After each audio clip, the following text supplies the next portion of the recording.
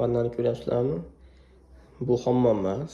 Bu ayollar uchun qilingan alohida kirxona. Mana bu joyda mana sirali mashina o'rnatilgan. Xo'p, oddiy rakvina, yengil qo'lchak va boshqa qilgani. Kir yuvish uchun nima sharoit bo'lsa qilingan.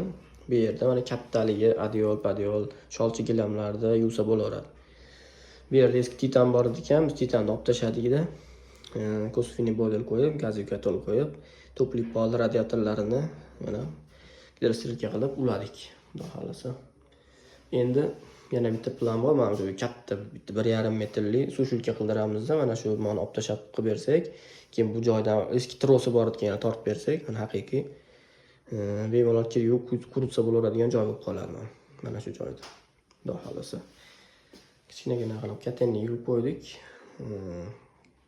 Shu katta maydon yo'q o'zi.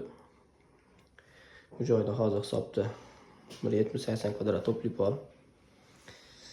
5-6 ta radiator, 2 ta sanuzel bor.